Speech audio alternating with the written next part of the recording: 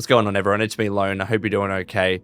Today, we have to talk about Fallout Day. So, about a week or so ago, Bethesda Game Studios announced that on October 23rd, they would be hosting an event called Fallout Day, which of course is quite fitting given the lore of the franchise and how in the games, the date of the Great War is October 23rd.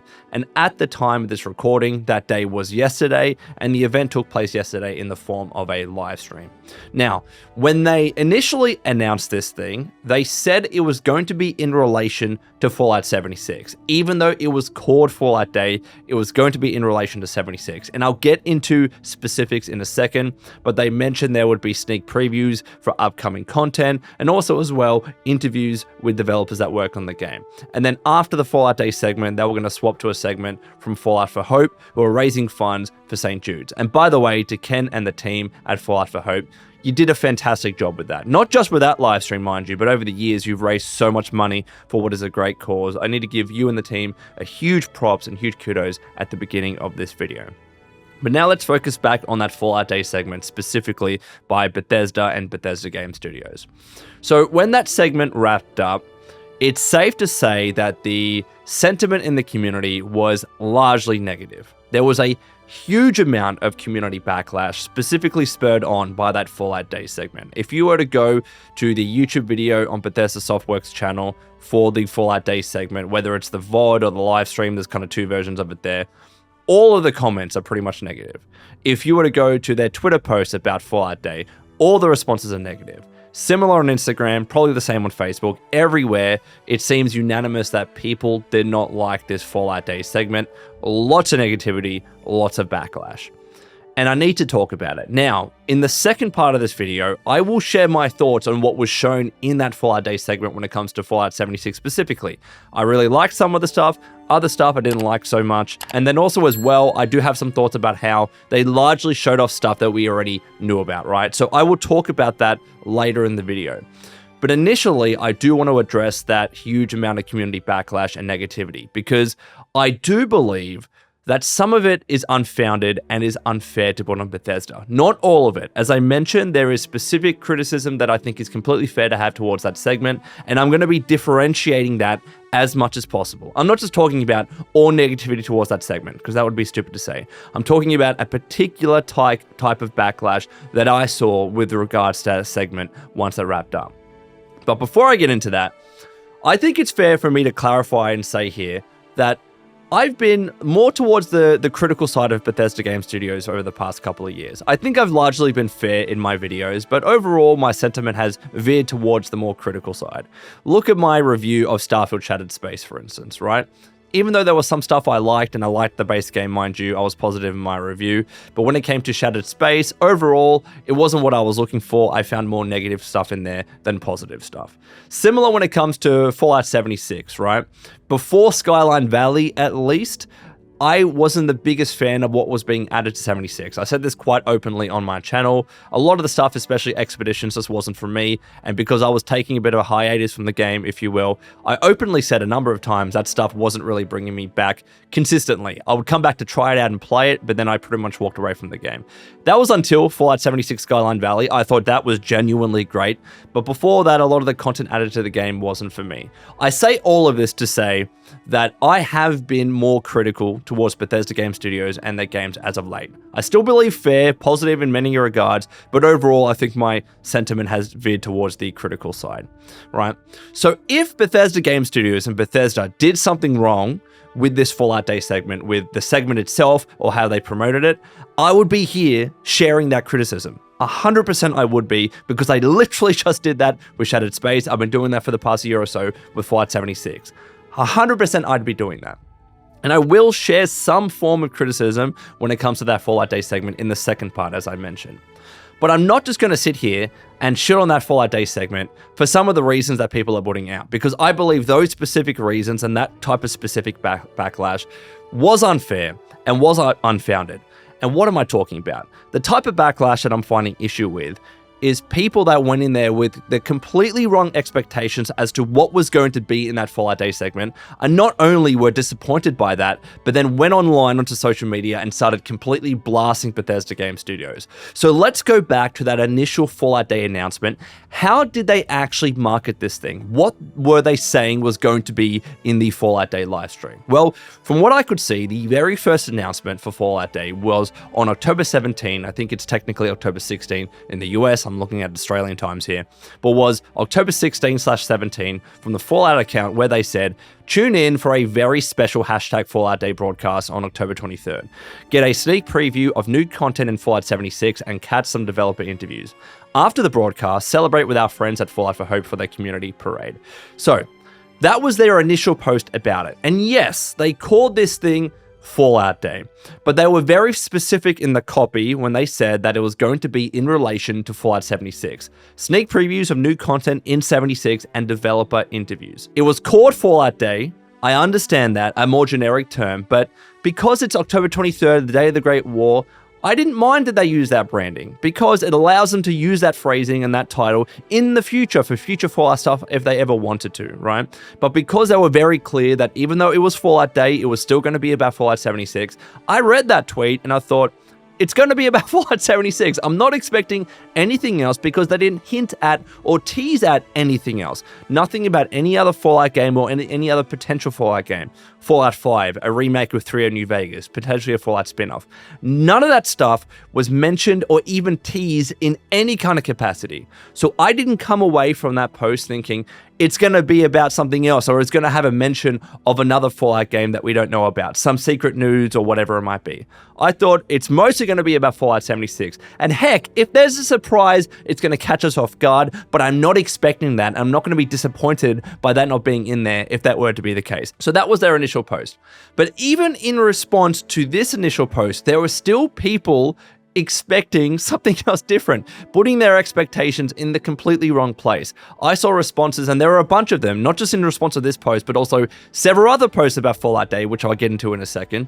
But there were people saying, we want Fallout 5, what I expect from the show, a remake of franchise, remaster me, please, I'll take any remaster, remasters when? Please, Fallout 5, Fallout 5, question mark. A lot of people, even though this post, again, was just about 76 and just mentioned 76, we're mentioning everything else, like the rumored Fallout 3 remake and New Vegas remake. Fallout 5, which of course we know is going to be made at some stage, but not next. Elder Scrolls 6 is next. So people were setting their expectations so high and expecting something completely different that, of course, when they ended up watching that live stream, they were left disappointed and they were left upset.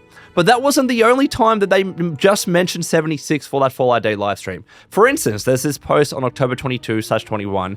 Join us for the Fallout Day broadcast on October 23rd at 3 p.m. ET to get a look at what's coming in the next major update to Fallout 76 and enjoy the Fallout for Hope Community Parade post-show. And yes, there will be some ghoul talk. That was, of course, a little tease for how next year in 76 we're going to be able to play as ghouls. Playable ghouls are going to be a thing, and then you had more details there if you wanted to check out more information. But again, that was all about Fallout 76 and that mention about playable ghouls. Another example, October 22/23. It's almost time, one more day until the Fallout Day broadcast featuring upcoming content for Fallout 76 and developer interviews. Be sure to prepare your Fallout themed snacks. So again, even though it's called Fallout Day, they specifically said it's going to be about upcoming content for Fallout 76 and dev interviews.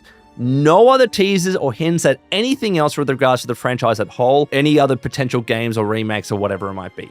Just Fallout 76. So I don't know how people can come away from those posts thinking this stream could have anything else in it aside from Fallout 76, and of course just a general celebration of the Fallout community because it's Fallout Day. Again, they've done similar stuff in the past.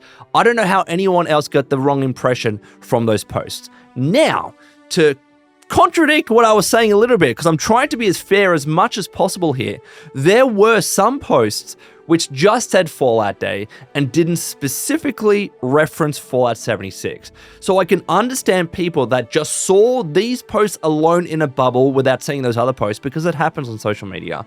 I can understand that some people just saw these posts and got a little bit confused. For instance, this post on October 17/16, we've got plenty of festivities planned for Fallout Day. What are you most excited for? And then they had an image there which never specifically said in the copy Fallout 76. Though the gameplay screenshots are clearly from 76, and there's no other gameplay screenshots in there of games like Fallout 4 or any other hints or whatever it might be. But they at least didn't specifically say Fallout 76. So I get to some extent if some people just saw that and got a little bit confused and maybe set their expectations in the wrong place. Then there's this other post, which I think is the little bit more egregious one, where it's posted from the Fallout account on October 20/21. We're just 3 days away from the Fallout Day broadcast. What are you hoping to see during the stream? And the image there just says Fallout Day 2024, 3 days, and doesn't mention anything about Fallout 76. That is the one that I understand if people saw, they're like, oh, maybe they're going to have some other surprises about the Fallout franchise as a whole. Maybe.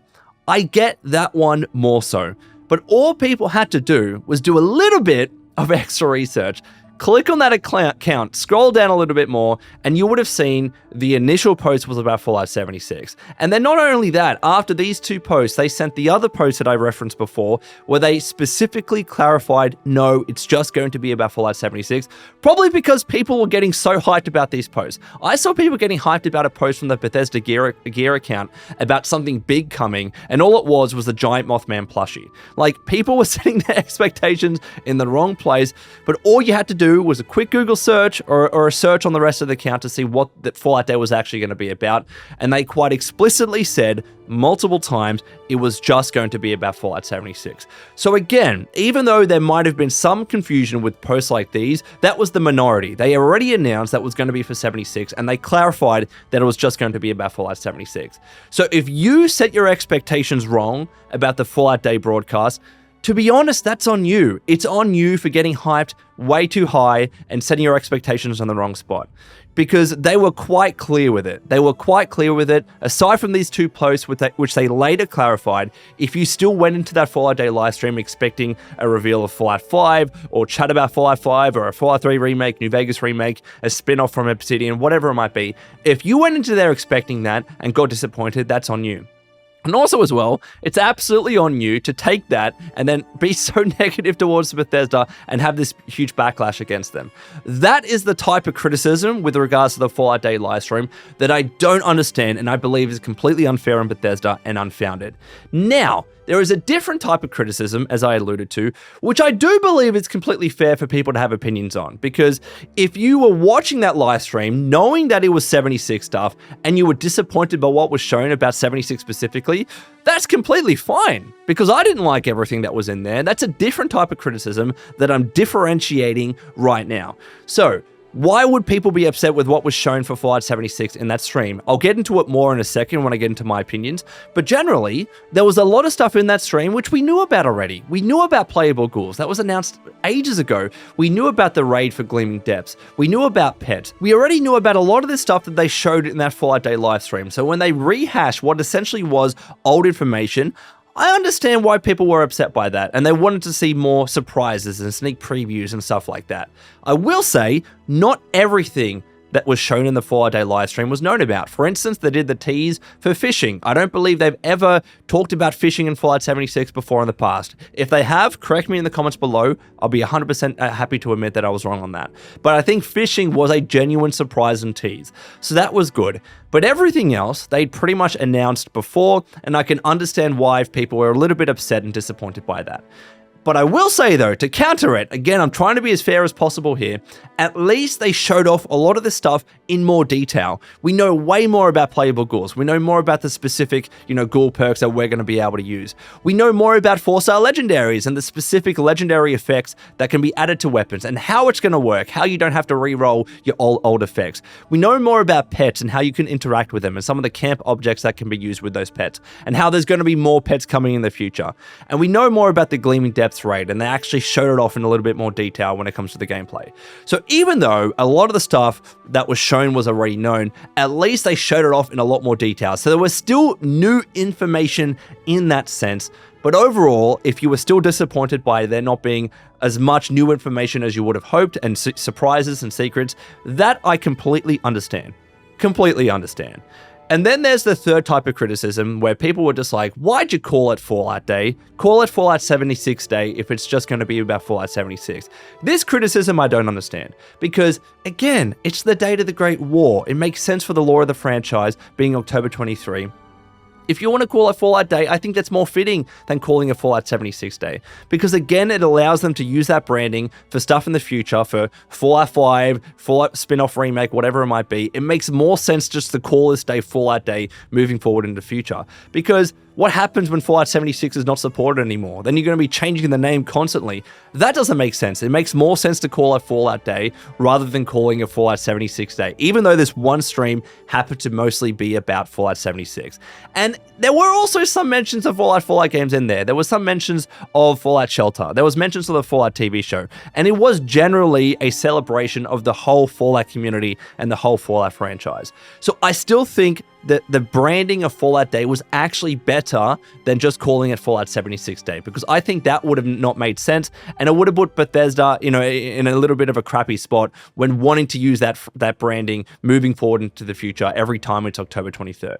So that criticism I don't get. I get the previous criticism about how they didn't really show off much new when it comes to 76, and as I said, I definitely didn't understand the criticism that they didn't tease Fallout 5 or a 3 remake or a New Vegas remake, because they never said that, or they never even hinted that in any kind of capacity. So that is my thoughts about the community backlash.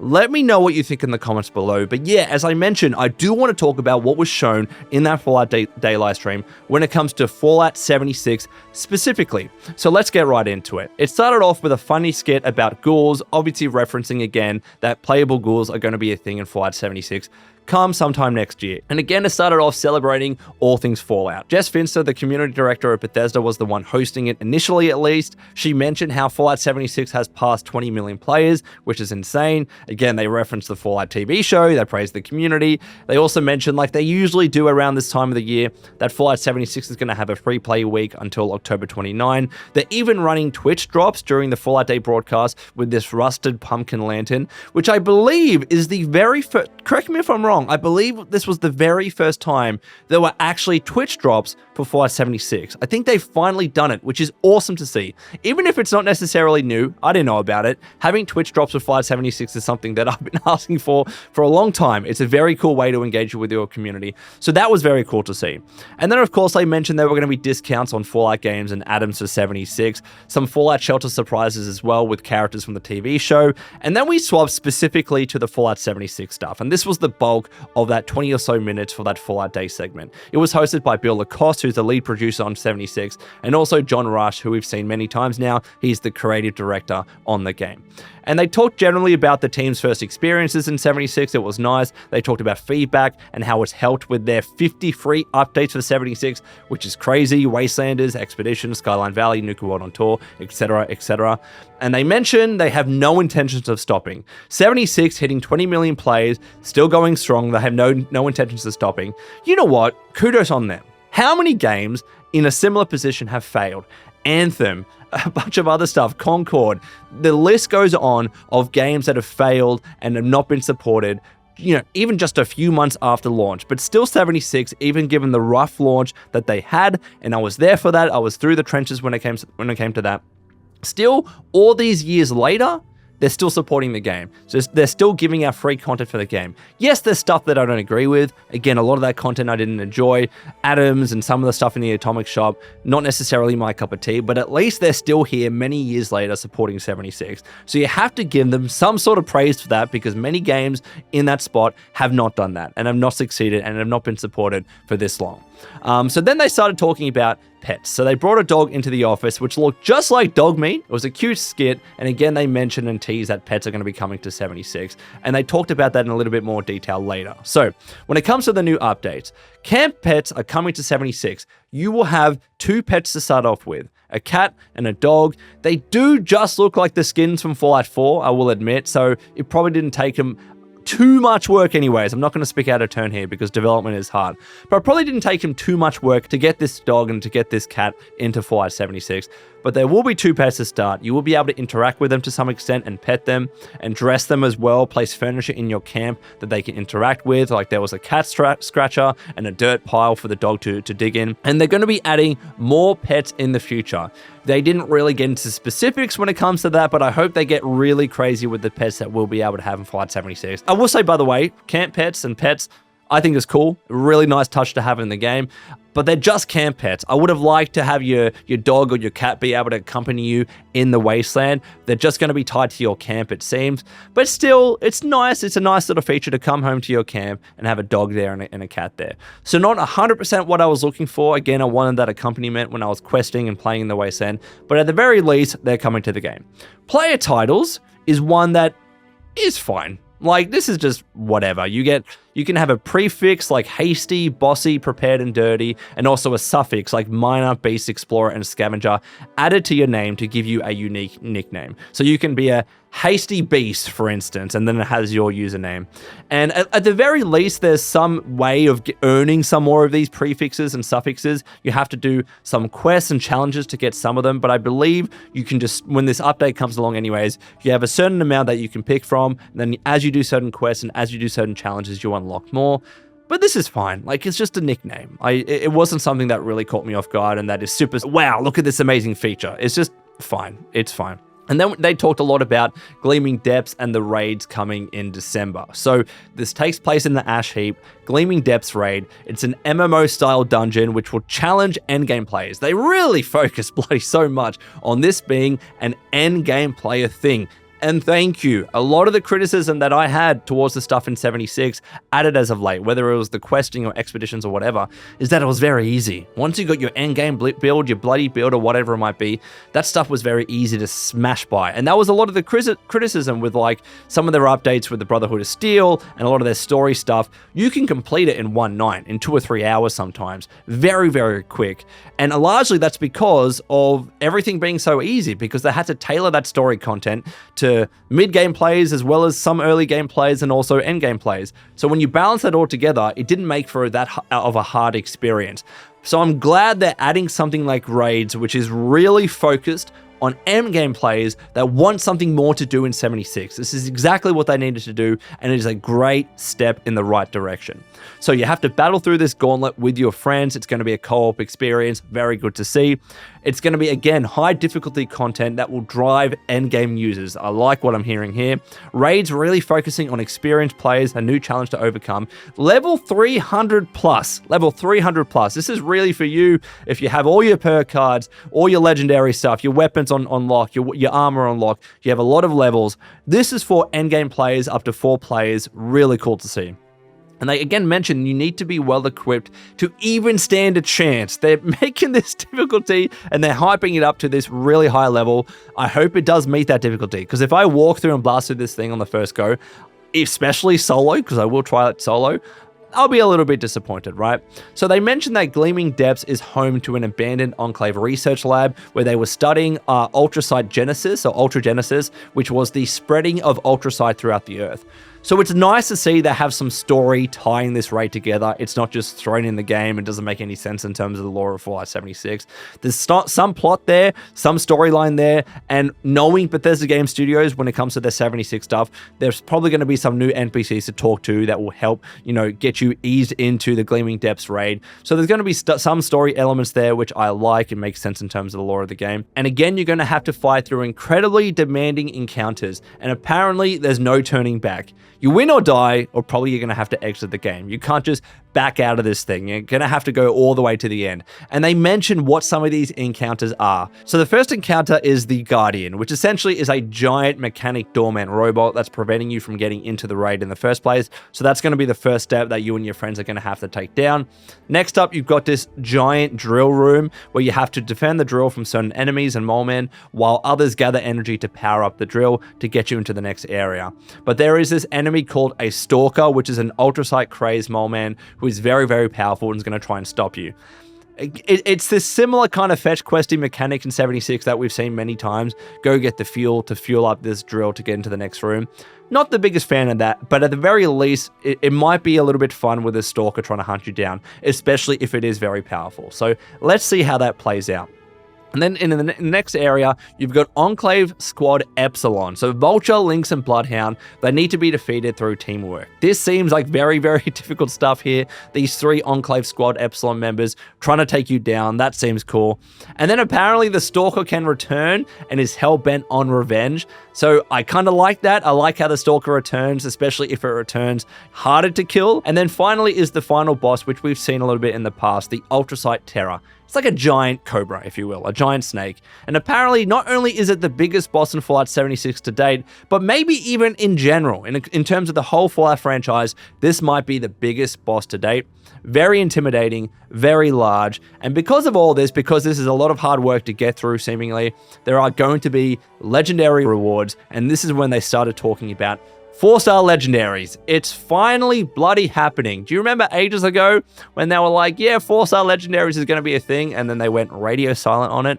Finally, 4-star legendaries are finally coming to Fallout 76, and I really like how they've implemented them. I think they've done a really good job when it comes to 4-star legendaries.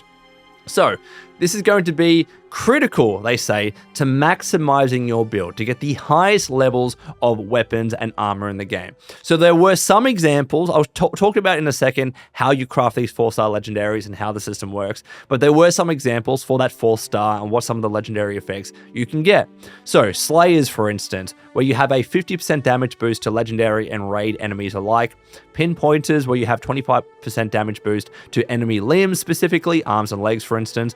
You have Polished, where the greater the item condition, the greater the weapon damage, up to 60%.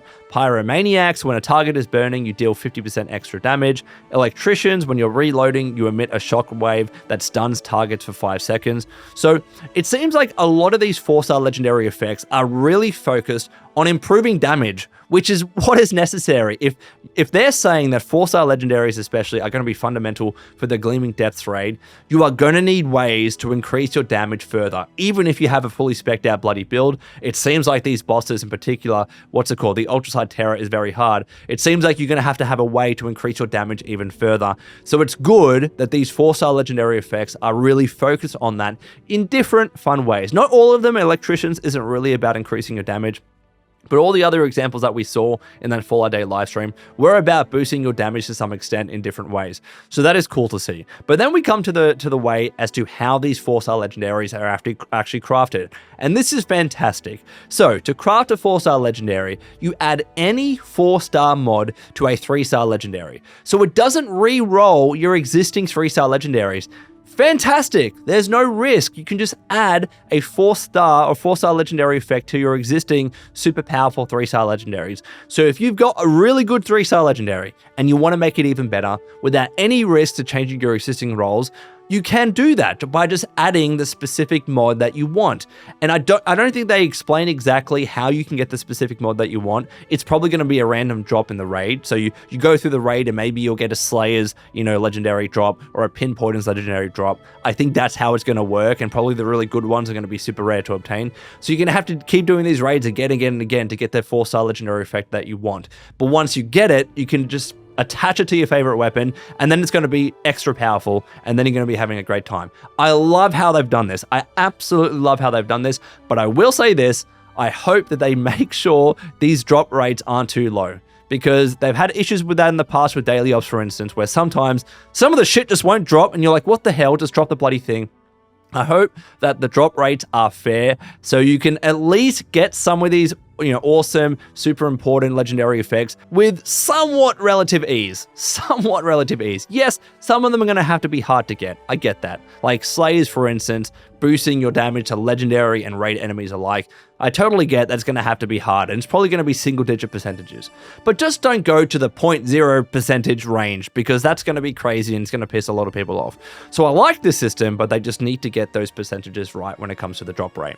So I really like 4-star legendaries. I like how how they're implemented. I like that they're coming to the game. I like how they're focusing on damage specifically. I just need them to focus on those percentages. And then again, they talked about how in 2025 you can transform into a ghoul. And again, even though this was stuff we already knew about, at least they showed it off in more detail. So once you hit level 50 and you complete a ghoulification quest, so there's going to be a quest and storyline behind it, you can experience all the benefits of life as a ghoul. You no longer have to worry about rads, and we knew this, that's why you can't use bloodied when you're playing as a ghoul. You're going to be immune to radiation damage, no longer having to worry about rads, and actually exposure to rads heals you and might unlock unique abilities, which is cool. So rads are going to be your best friend when you're playing as a ghoul in Fallout 76. And instead of hunger and thirst, you instead are going to have a feral meter that you're going to have to keep an eye on. But going feral isn't necessarily bad. It might have some consequences, but going feral also has perks like turning into a crazed berserker with hand-to-hand combat. So you get really good at hand-to-hand combat if you turn feral, but there's probably going to be some other consequences with that. So you're going to have to manage your feral meter, but it's not like completely negative like having no hunger and thirst is in the game. So that is very cool. It's a nice touch. I like that. And then as we've known, you get access to ghoul-specific perk cards that you can use in addition to your existing perks. And really what they're trying to do here is trying to make ghoul a good competitor to bloodied. And the only way to do that, really, if you're not going to allow you to have low, health and increased damage in that regard, they need to give us some really good bloody ghoul-based perks, and it looks like we're getting some of them. So for instance, Glowing One, you passively provide glows to nearby player ghouls in your party when you're highly radiated. Now, they didn't explain exactly what glows were, but I'm assuming glows are going to help make ghouls and ghouls around you more powerful in some sort of way, whether it's improving your damage or some other benefit. Glows, I think, operates like that. So that should be a good thing to increase your damage. That is my best guess, but let me know in the comments below if that's wrong. Next one, Brick Wall. You're now immune to staggering.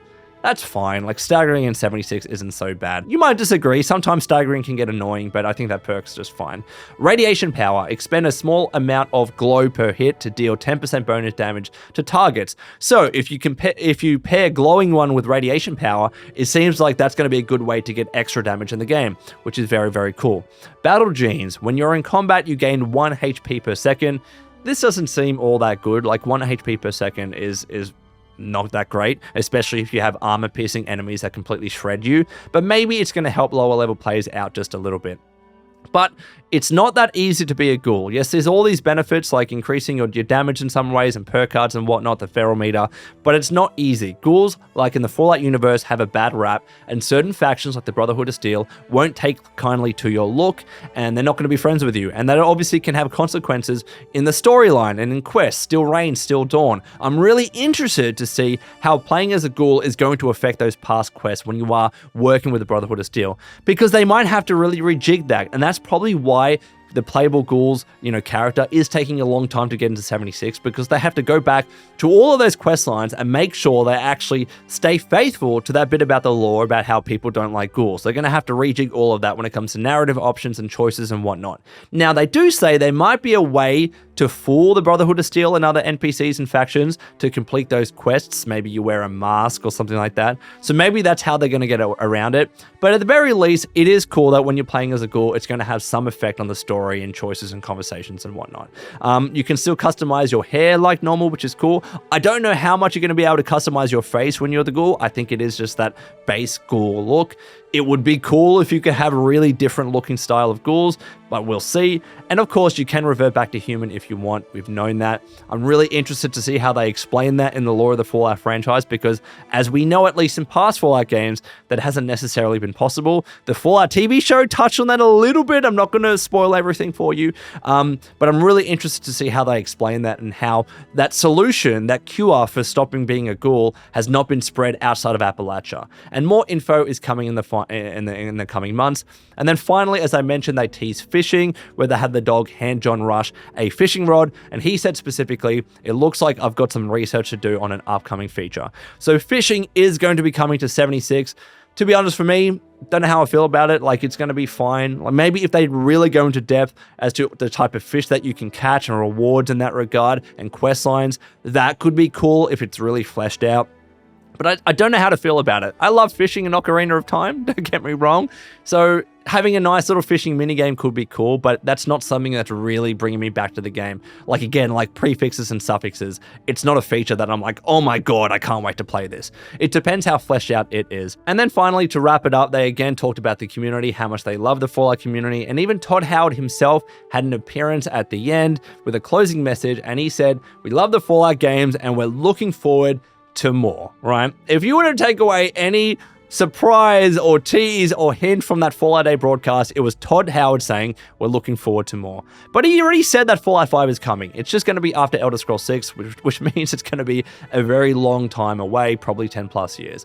But anyways, Waysanders, that is my thoughts on the Fallout Day segment. Let me know your thoughts in the comments below. In particular, I'm really interested to know what you have to say about all the community backlash with regards to the Fallout Day segment. But also, even if you went into that stream just thinking it was going to be about 76, what did you think about what they showed when it came to 76 and all the features? Let me know your thoughts, and until next time, this has been the Lone Vault Wanderer. Please take care of yourselves, and would you kindly keep fighting the good fight.